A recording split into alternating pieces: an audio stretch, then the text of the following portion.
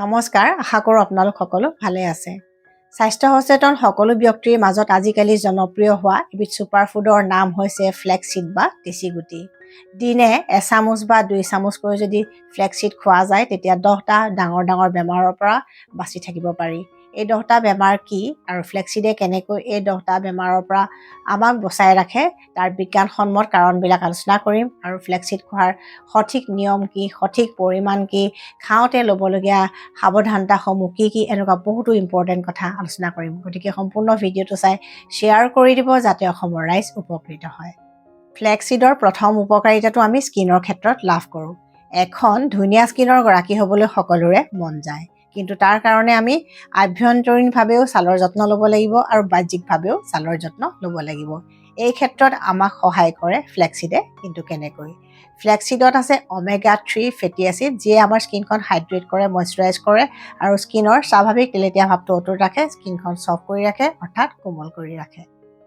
ফ্লেক্সিডত আছে প্ৰচুৰ পৰিমাণে এণ্টিঅক্সিডেণ্ট আৰু লিগনেন নামৰ পলিফেনল, যিয়ে স্কিনৰ ইলাষ্টিচিটিটো মেইনটেইন কৰি ৰাখে অৰ্থাৎ স্কিনখন টাইট কৰি ৰাখে, খুতুৰা পৰিবলৈ নিদিয়ে, বলিৰেখা পৰিবলৈ নিদিয়ে আৰু ফ্ৰী ৰেডিকেলৰ কাৰণে হোৱা অসময়ত পৰা বয়সৰ চাপৰ লক্ষণবিলাকো কমাই ৰাখে।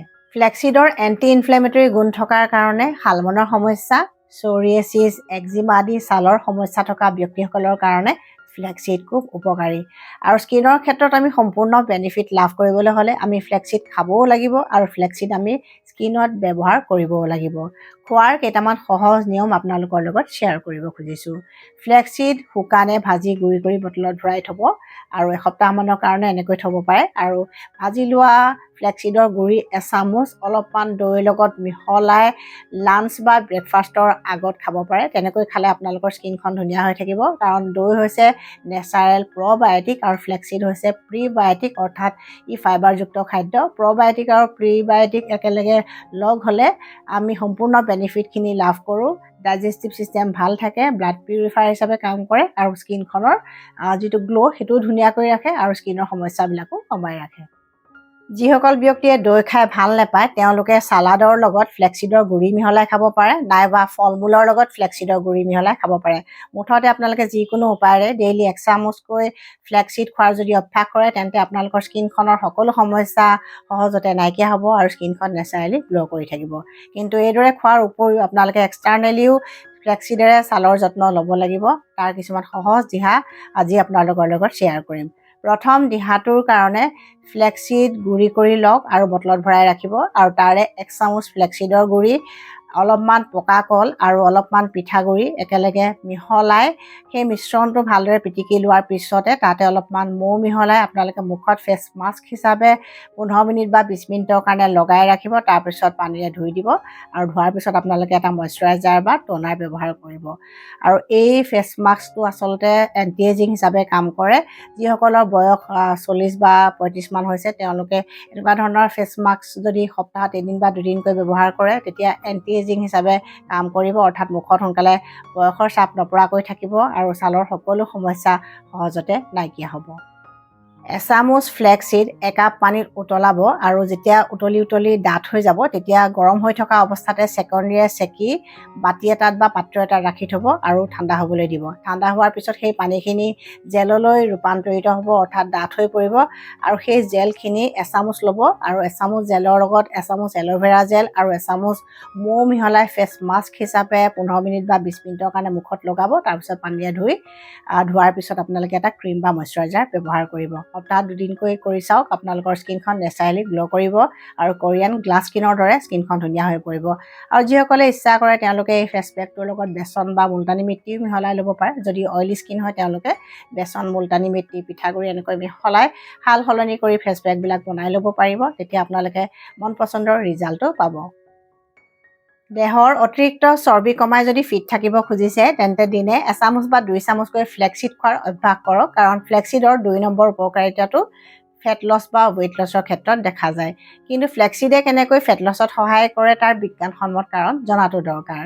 বিভিন্ন ৰিচাৰ্চ বা গৱেষণাৰ তথ্যৰ মতে ফ্লেক্সিডত আছে লিগনেন নামৰ এটা বিশেষ ধৰণৰ পলিফেনল, যিয়ে ফেট লছ বা ৱেইট লছত সহায় কৰে, অৰ্থাৎ মেদবহুলতাৰ সমস্যা দূৰ কৰে। আৰু ফ্লেক্সিডত আছে চলিবুল আৰু ইনচলিবুল দুই ধৰণৰ ফাইবাৰ, আৰু এই ফাইবাৰৰ পৰিমাণ অন্য যিকোনো খাদ্যতকৈ হয়তো 300 গুণমান বেছি। গতিকে ই যেতিয়া পানীৰ সংস্পৰ্শত আহে তেতিয়া 9 গুণমান বেছিকৈ ফুলি যায়, অৰ্থাৎ ইয়াক খোৱাৰ লগে লগে আচলতে পেট ভৰি যায়, যাৰ কাৰণে বহুত দেৰিলৈকে মানুহৰ ভোক নালাগে। ইটো সিটো খাই থকাৰ অভ্যাস যদি আগতে আছিলে, সেই অভ্যাসো লাহে লাহে নাইকিয়া হয়, যাৰ কাৰণে কেলৰি ইনটেকটো কমি যায় আৰু তেতিয়া লাহে লাহে ফেট লছ হ'বলৈ ধৰে। আৰু ই মেটাবলিজিমো ভাল কৰে আৰু বিভিন্ন ধৰণৰ ফাংচন বা আমাৰ যিবিলাক ছিষ্টেম আছে, ছিষ্টেমবিলাক ভাল কৰি দিয়াৰ কাৰণে ফেট লছত ই যথেষ্ট সহায় কৰে। যিসকলে ফেট লছ বা ৱেইট লছ কৰিব খোজে তেওঁলোকে ফ্লেক্সিড কেইটামান নিয়মত খাব পাৰে। প্ৰথম নিয়মটোৰ কাৰণে ৰাতিপুৱা এগিলাচ গৰম পানীত এচামুচ ফ্লেক্সিডৰ গুড়ি কিছু সময় তিয়াই ৰাখিব আৰু তাতে অলপমান নেমু ৰস মিহলাই ৰাতিপুৱা খালী পেটত নিয়মীয়াকৈ খোৱাৰ অভ্যাস কৰক। আৰু লাঞ্চৰ এঘণ্টামানৰ আগত তিয়ঁহ আৰু গজালি লোৱা মগুৰ চালাডৰ লগত এচামুচ ফ্লেক্সিডৰ গুড়ি নিয়মীয়াকৈ খাওক। আৰু তাৰ লগতে আপোনালোকে প্ৰটিন ডায়েটত গুৰুত্ব দিয়ক, ফাইবাৰযুক্ত খাদ্যত গুৰুত্ব দিয়ক আৰু ৰেগুলাৰ এঘণ্টামানকৈ এক্সাৰচাইজ কৰাত গুৰুত্ব দিয়ক। দেখিব আপোনালোকৰ ফেট লছত ই যথেষ্ট সহায় কৰিছে। ফ্লেক্সিডৰ 4 নম্বৰ উপকাৰিতাটো আমি ব্ৰেইনৰ ক্ষেত্ৰত লাভ কৰোঁ। ফ্লেক্সিড ব্ৰেইনৰ কাৰণে ভাল, কিন্তু কিয় ভাল? ফ্লেক্সিডত আছে আলফা লিনলিক এচিড, যিয়ে আমাৰ ব্ৰেইন ফাংচন ভালে ৰাখে, স্মৃতিশক্তি মেধাশক্তি বৃদ্ধি কৰে। বয়স হোৱাৰ লগে লগে যিবিলাক বেমাৰ হয়, যেনে ডিমেনচিয়া, এলজেমাৰ, পাৰ্কিনছন, ডিপ্ৰেশ্যন, এনেকুৱা বেমাৰবিলাকৰ পৰাও ফ্লেক্সিডে আমাক নেচাৰেলি বচাই ৰাখে। গতিকে দিনে এচামুচ বা 2 চামুচ ফ্লেক্সিড খোৱাৰ অভ্যাস কৰিলে ব্ৰেইন ফাংচন ভালে থাকে। আৰু খোৱাৰ বহুত নিয়ম আছে, আপোনালোকে বিভিন্ন ৰেচিপি দি খাব পাৰে, কিন্তু পঢ়ি থকা ল'ৰা ছোৱালীবিলাকে সাধাৰণতে মিল্কশ্বেক বনাই যদি খায় তেওঁলোকে বেছি বেনিফিট পাব। আৰু মিল্কশ্বেক বনাবলৈ একেবাৰে সহজ। কলৰ লগত আপোনালোকে ফ্লেক্সিডৰ গুড়ি, বাদাম বিভিন্ন ধৰণৰ ল'ব পাৰে, আখৰোট ল'ব পাৰে বা যিবিলাক কাঠবাদাম থাকে বা ৰঙা বাদাম থাকে সেইটোও ল'ব পাৰে। তাৰ লগতে আপোনালোকে খেজুৰ, এনেকুৱা কিবা কিবি মিহলাই এটা মিল্কশ্বেক বনাই আপোনালোকে ৰেগুলাৰলি খোৱাৰ অভ্যাস কৰিব পাৰে। তেতিয়া ই স্বাস্থ্যবৰ্ধক হোৱাৰ উপৰিও স্মৃতিশক্তি বৰ্ধক হিচাপেও কাম কৰিব বা ব্ৰেইন ফাংচন ভালে ৰাখিব। 5 নম্বৰ উপকাৰিতাটো লাভ কৰে কনষ্টিপেশ্যন বা কৌষ্ঠকাঠিন্যত ভুগি থকা ব্যক্তিসকলে। কিন্তু ফ্লেক্সিড কনষ্টিপেশ্যনৰ কাৰণে কিয় ভাল? ফ্লেক্সিডত আছে চলিবুল আৰু ইনচলিবুল দুই ধৰণৰ ফাইবাৰ, যিয়ে আমাৰ পেট পৰিষ্কাৰ কৰাত সহায় কৰে। গতিকে যাৰ কনষ্টিপেশ্যন থাকে তেওঁলোকে দিনে এচামুচ বা 2 চামুচকৈ ফ্লেক্সিড খোৱাৰ অভ্যাস কৰিলে সুফল পাব। কিন্তু খোৱাৰ এটা বিশেষ নিয়ম আছে। এচামুচ ফ্লেক্সিডৰ গুড়ি এগিলাচ গৰম পানীৰ লগত মিহলাই ৰাতিপুৱা ব্ৰেকফাষ্টৰ এঘণ্টামানৰ আগত খাব পাৰে, লাঞ্চৰ এঘণ্টামানৰ আগত খাব পাৰে, নাইবা ৰাতি শোৱাৰ সময়ত খাব পাৰে। আৰু যদি বেছিকৈ কনষ্টিপেশ্যন হৈ আছে তেন্তে আপোনালোকে তাৰ লগত এচামুচ ত্ৰিফলা গুড়িও মিহলাই ল'ব পাৰে, তেতিয়া আপোনালোকে বেছি সুফল পাব। আৰু এই দিহাটো আপোনালোকে 1-2 মাহমান কণ্টিনিউ কৰিব, তাৰপিছত অলপ দিন গেপ দিব, আকৌ কণ্টিনিউ কৰিব পাৰে। এনেকৈ কৰিলে আপোনালোকে নিশ্চয় সুফল পাব। আৰু যদি ভাল নাপায় তেন্তে আয়ুৰ্বেদিক চিকিৎসকৰ পৰামৰ্শ ল'ব। 6 নম্বৰ উপকাৰিতাটো আমি চুলিৰ ক্ষেত্ৰত লাভ কৰোঁ। ফ্লেক্সিড যে চুলিৰ কাৰণে ভাল এই কথাটো হয়তো আপোনালোকে বহুতেই জানে বা ব্যৱহাৰ হয়তো কৰি পাইছে। কিন্তু বহুতেই পাৰ্লাৰলৈ গৈ স্পা কৰি চুলিখিনি ধুনীয়া কৰিব খোজে। সেইদৰে কৰাতকৈ আপোনালোকে ঘৰতে যদি ফ্লেক্সিডে স্পা কৰে তেন্তে আপোনালোকে বেছি ভাল ৰিজাল্ট পাব। আৰু এইদৰে আচলতে মই নিজে ব্যৱহাৰ কৰি থাকোঁ, সেইকাৰণে কথাখিনি আপোনালোকৰ লগত শ্বেয়াৰ কৰিলোঁ। ডায়েটত আপোনালোকে ফ্লেক্সিড ৰাখিব, তাৰ উপৰিও সপ্তাহত 1 বা 2 দিনকৈ ফ্লেক্সিডেৰে চুলিৰ স্পা কৰি চাওঁ। তাৰ কাৰণে 4 চামুচমান ফ্লেক্সিড এগিলাচ বা 1.5 গিলাচমান পানীত উতলাই ডাঠ হোৱালৈকে আপোনালোকে উতলাব আৰু গৰম হৈ থকা অৱস্থাতে চেকনিৰে চেকি পাত্ৰ এটাত ৰাখি থৈ দিব আৰু কেইঘণ্টামান ঠাণ্ডা হ'বলৈ দিব। তেতিয়া দেখিব যে সেইখিনি জেললৈ পৰিৱৰ্তন হৈছে। সেই জেলখিনি ডাইৰেক্টলি আপোনালোকে চুলিত এপ্লাই কৰিব পাৰে। চেম্পু কৰাৰ দিনাখন আধা ঘণ্টামানৰ কাৰণে লগাই ৰাখিব, তাৰপিছত চেম্পুৰে চুলিখিনি ধুই দিব। আৰু সেই জেলখিনিৰ লগত আপোনালোকে যদি ইচ্ছা কৰে এল'ভেৰা জেল মিহলাব পাৰে বা যিকোনো ইনগ্ৰিডিয়েণ্ট যিয়ে আপোনালোকৰ চুলিত চুট কৰে তেনেকুৱা ইনগ্ৰিডিয়েণ্ট মিহলাই হেয়াৰ পেক হিচাপে লগাব পাৰে। আৰু সেইদৰে আপোনালোকে চুলিত লগালে যথেষ্ট ভাল ৰিজাল্ট পাব। আৰু চুলি সৰা, চুলি পকা এইবিলাক সমস্যা দূৰ হোৱাৰ উপৰিও যাৰ চুলিখিনি খুব ৰাফ হয় বা যিবিলাক চুলি খুব কেঁকুৰা হয় তেওঁলোকৰ চুলিখিনি খুব ধুনীয়া হৈ পৰিব, চিল্কি হ'ব, শ্বাইনিং কৰিব। 7 নম্বৰ উপকাৰিতাটো লাভ কৰে ডায়েবেটিছ ৰোগীসকলে। ফ্লেক্সিড ডায়েবেটিছ ৰোগীসকলৰ কাৰণে কিয় ভাল তাৰ বিজ্ঞানসন্মত কাৰণ জনাটো দৰকাৰ। বিভিন্ন ৰিচাৰ্চ বা গৱেষণাৰ তথ্যৰ মতে ফ্লেক্সিডত থকা পলিফেনল লিগনেনে আৰু ইয়াত থকা ফাইবাৰে ব্লাড চুগাৰ কণ্ট্ৰল কৰাত সহায় কৰে। অৰ্থাৎ এই খাদ্যবিধে আচলতে ইনচুলিন ৰেজিষ্টেঞ্চ কমায়, ইনচুলিন চেনচিটিভিটি বঢ়ায় আৰু চুগাৰ স্পাইক হ'বলৈ নিদিয়ে, অৰ্থাৎ ই ব্লাড চুগাৰ নেচাৰেলি কণ্ট্ৰল কৰাত সহায় কৰে। ডায়েবেটিছ ৰোগীসকলে সেইকাৰণে কাৰ্বহাইড্ৰেটযুক্ত খাদ্যৰ লগত যদি ফ্লেক্সিড মিহলাই খায় তেতিয়া তেওঁলোকৰ চুগাৰ স্পাইক নহয় আৰু ব্লাড চুগাৰটো কণ্ট্ৰল হৈ থাকে। সেইকাৰণে ৰুটি বনাওঁতে তাৰ লগতে ফ্লেক্সিডৰ গুড়ি মিহলাই ল'ব পাৰে বা ভাতৰ লগত খাব পাৰে, চালাডৰ লগত খাব পাৰে। এনেকৈ বিভিন্ন উপায়েৰে ৰেচিপিত যদি তেওঁলোকে দিনে এচামুচ বা দুচামুচকৈ ফ্লেক্সিড গুড়ি দি খোৱাৰ অভ্যাস কৰে তেওঁলোকৰ ব্লাড চুগাৰটো সহজতে নিয়ন্ত্ৰণ হৈ থাকিব। অৱশ্যে তাৰ লগতে এক্সাৰচাইজ আৰু ভাল ডায়েটৰো কথা আছে। গোটেইখিনি কথা আপোনালোকে যদি মানি চলে তেন্তে নিশ্চয় সুফল পাব। 8 নম্বৰ উপকাৰিতাটো লাভ কৰে আৰ্থ্ৰাইটিছ বা গাঁঠিৰ বিষত ভুগি থকা ব্যক্তিসকলে। কিন্তু ফ্লেক্সিড গাঁঠিৰ বিষৰ কাৰণে কিয় ভাল?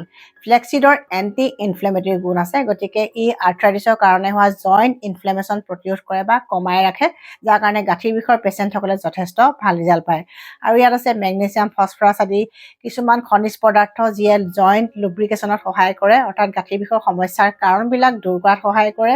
আৰু ভিটামিন বি কমপ্লেক্সো আছে, যাৰ কাৰণে গাঁঠিৰ যিবিলাক সমস্যা বা জইণ্টৰ যিবিলাক সমস্যা সেইবিলাকো যথেষ্ট কমাই ৰাখে। গতিকে ফ্লেক্সিড যদি এচামুচ বা 2 চামুচকৈ আৰ্থ্ৰাইটিছ পেচেণ্টসকলে ডেইলি খোৱাৰ অভ্যাস কৰে তেওঁলোকে যথেষ্ট সুফল পাব। আৰু গাঁঠিৰ বিষৰ কাৰণে আচলতে বহুতো আয়ুৰ্বেদিক বনৌষধি আছে, তাৰ বিষয়ে ভিডিঅ' আছে। আপোনালোকে সেই ভিডিঅ'সমূহ চাই যদি সেইখিনি কথাও মানি চলে তেতিয়া আপোনালোকে ডাবল বেনিফিট পাব। ফ্লেক্সিডৰ 9 নম্বৰ ডাঙৰ উপকাৰিতাটো পুৰুষ আৰু মহিলা দুয়োজন ব্যক্তিয়ে লাভ কৰে। ফ্লেক্সিডে পুৰুষ আৰু মহিলাৰ দেহৰ হৰম'নবিলাক বেলেঞ্চ কৰি ৰখাত সহায় কৰে, বিশেষকৈ ছেক্স হৰম'নবিলাক বেলেঞ্চ কৰি ৰখাত সহায় কৰে। ৰিপ্ৰডাক্টিভ ছিষ্টেম হেল্ডি কৰি ৰাখে। যিসকল মহিলাৰ পিচিঅ'ডিৰ সমস্যা থাকে বা যিসকল মহিলাৰ মাহেকীয়া বন্ধ হ'ব হৈছে তেওঁলোকে যদি ফ্লেক্সিড খোৱাৰ অভ্যাস কৰে তেওঁলোক যথেষ্ট উপকৃত হ'ব। অৰ্থাৎ হৰম'নেল ইমবেলেঞ্চ যাৰ ক্ষেত্ৰত হৈ থাকে তেওঁলোকে ফ্লেক্সিড নিয়মীয়াকৈ খালে যথেষ্ট সুফল পাব। আৰু পুৰুষসকলৰ যৌন সমস্যা থকা ব্যক্তিসকলেও যদি ফ্লেক্সিড নিয়মীয়াকৈ খায় তেওঁলোকে সুফল পাব। কিন্তু মাত্ৰাধিক পৰিমাণে নাখাব, হিতে হয়তো বিপৰীতো হ'ব পাৰে। ফ্লেক্সিডৰ 10 নম্বৰ বিশেষ ঔষধি গুণটো হৈছে ইয়াৰ কেঞ্চাৰ প্ৰতিৰোধী গুণ। বিভিন্ন ৰিচাৰ্চ বা গৱেষণাৰ তথ্যৰ মতে ফ্লেক্সিড খালে ই colon cancer, prostate cancer, breast cancer প্ৰতিৰোধ কৰাত সহায় কৰে। গতিকে আজিকালি কেঞ্চাৰৰ ইমান কেছ বাঢ়িবলৈ ধৰিছে, আপোনালোকে এনেকুৱা ধৰণৰ এণ্টি কেঞ্চাৰ ফুড অৰ্থাৎ ফ্লেক্সিডৰ দৰে খাদ্যবিলাক খাব পাৰে যিয়ে কেঞ্চাৰ ৰোগ প্ৰতিৰোধ কৰে বুলি বিভিন্ন ৰিচাৰ্চ বা গৱেষণাই কয়। আৰু এই 10টা গুণৰ উপৰিও ফ্লেক্সিড খোৱাৰ কিছুমান বিশেষ নিয়ম আছে আৰু কিছুমান ল'বলগীয়া সাৱধানতা আছে যিবোৰ সকলোৱে জনাটো দৰকাৰ। কাৰণ ভাল বুলি যদি আপোনালোকে হকে বিহকে যিকোনো ধৰণে খাই থাকে তেতিয়া হয়তো আপোনালোকৰ ক্ষেত্ৰত ছাইড ইফেক্ট কৰিব পাৰে। প্ৰথম মানিবলগীয়া কথাটো হৈছে ইয়াৰ পৰিমাণ। দিনে এচামুচ বা 2 চামুচতকৈ ফ্লেক্সিড বেছি পৰিমাণে খাব নালাগে, তেতিয়া ইয়াৰ ছাইড ইফেক্ট কিছুমান থাকিব পাৰে। ফ্লেক্সিড কেতিয়াও কেঁচাই খাব নালাগে, কাৰণ কেঁচাই খালে ইয়াৰ পুষ্টি গুণখিনি সম্পূৰ্ণকৈ লাভ কৰা নাযায়। যদি সিজাই খায় বা ড্ৰাই ৰোষ্ট কৰি অৰ্থাৎ শুকানে ভাজি গুড়ি কৰি খায় তেতিয়া আপোনালোকে বেছি ভাল ৰিজাল্ট পাব, অৰ্থাৎ সম্পূৰ্ণ পুষ্টিগুণখিনি লাভ কৰিব। ফ্লেক্সিডৰ গুড়ি ভাল বুলি গুড়িখিনি কিন্তু বহুত দিনলৈ সঞ্চিত কৰি নাৰাখিব, অৰ্থাৎ ষ্ট'ৰ কৰি নাৰাখিব। অৰ্থাৎ এসপ্তাহতকৈ যদি বেছিকৈ আপোনালোকে ৰাখে তেতিয়া হয়তো ইয়াত থকা omega-3 ফেটি এচিড বা এনেকুৱা ধৰণৰ পুষ্টিগুণসমূহ নষ্ট হ'ব পাৰে। আৰু বজাৰত কিনিবলৈ পোৱা ফ্লেক্সিডৰ গুড়িৰ পেকেটবিলাক সেইবিলাকো পৰাপক্ষত নিকিনিব, কাৰণ সেইবিলাক পুৰণি হ'লে তাৰ পুষ্টিগুণখিনি নষ্ট হয়। গতিকে এনেকুৱা ধৰণৰ সৰু সৰু কথাবিলাক সকলোৱে জনাটো দৰকাৰ। কনষ্টিপেশ্যনৰ কাৰণে যিসকলে ফ্লেক্সিড খাই আছে তেওঁলোকে পানী খোৱাটো গুৰুত্ব দিব লাগিব, কাৰণ যদি পানী তেওঁলোকে কমকৈ খায় তেতিয়া তেওঁলোকৰ সমস্যা হয়তো বাঢ়িব পাৰে। কাৰণ ফ্লেক্সিডে পানী 9 গুণমান শোষণ কৰিব পাৰে, অৰ্থাৎ ফ্লেক্সিডে পানী বেছিকৈ শোষণ কৰাৰ কাৰণে আপুনি যদি পানী বেছিকৈ নাখায় তেতিয়া হয়তো ই ওলোটাই কনষ্টিপেশ্যনহে কৰিব পাৰে। সেইকাৰণে যিমানে পানী খাব সিমানে আপোনালোকৰ পেট পৰিষ্কাৰ হ'ব। আৰু এনেকুৱা সৰু সৰু কথাবিলাক জনোৱাৰ দায়িত্বটো হৈছে মোৰ। গতিকে আপোনালোকে ভিডিঅ'টো যদি চাই ভাল পাইছে তেন্তে শ্বেয়াৰ কৰি দিব যাতে সকলো উপকৃত হয়। আৰু নতুন ভিউৱাৰ্ছসকলে মোৰ চেনেলটো ছাবস্ক্ৰাইব কৰিবলৈ নাপাহৰিব। Stay healthy, stay happy.